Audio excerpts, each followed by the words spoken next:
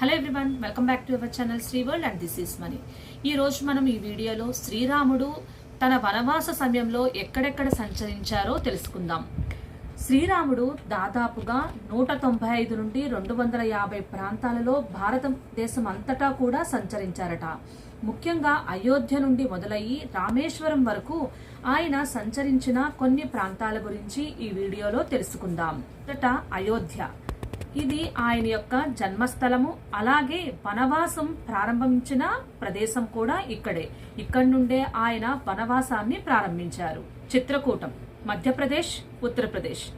ఇక్కడ శ్రీరాముడు తన వనవాసాన్ని గడుపుతున్న సమయంలో భరతుడు వచ్చి తిరిగి అయోధ్యకు రావాలని కోరుకుంటాడు. ఆ సమయంలో శ్రీరాముడు, నేను తిరిగి రాను, నువ్వే అక్కడ పరిపాలించు అని చెప్పేసి భరతుడిని తిరిగి పంపిస్తాడు. ఇక్కడ వీరిద్దరికీ జరిగిన సంభాషణ ఈ చిత్రకూటంలోనే జరుగుతుంది. చిత్రకూటంలో దాదాపుగా 11 సంవత్సరాల పాటు వనవాసాన్ని గడిపారు. దండకారణ్యం ఛత్తీస్గఢ్, ఒడిస్సా ఈ ప్రాంతాల్లో ఉంది. ఇక్కడ తన వనవాస కాలంలో ఎక్కువ సమయం కాలం పాటు ఈ అటవీ ప్రాంతంలో అనేక ఆశ్రమాలను సందర్శించారు.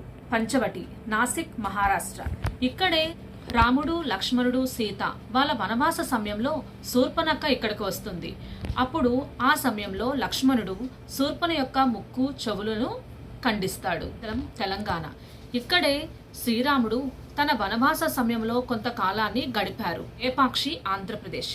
ఇక్కడే రావణుడు సీతాదేవిని అపహరిస్తున్న సమయంలో జటాయువు చూసి రావణుడిని అడ్డుకున్న ప్రదేశం ఇక్కడే శ్రీరాముడు జటాయువుకు అంతిమ సంస్కారాలు కూడా నిర్వహిస్తారు. కిష్కింద, హంపి, కర్ణాటక. ఇక్కడ రాముడు సుగ్రీవుడు మరియు వాలిలను కలుసుకుంటాడు. అలాగే వాలి వధ కూడా ఇక్కడే జరుగుతుంది. రామేశ్వరం, తమిళనాడు. లంకకు వెళ్లే ముందు రాముడు శివలింగాన్ని ఇక్కడ ప్రతిష్ఠించి పూజలు నిర్వహిస్తారు. భారత ప్రభుత్వం ప్రస్తుతం ఈ ప్రదేశాలన్నింటినీ కలుపుతూ రామాయణ్ సర్క్యూట్ అనే పర్యాటక ప్రాంతాన్ని కూడా అభివృద్ధి చేస్తుంది. కదండి, శ్రీరాముడు భారతదేశం అంతటా కూడా ఎక్కడెక్కడ ఏ ప్రాంతాల్లో సంచరించారో ఈ వీడియో రూపంలో మీకు తెలియజేశాను.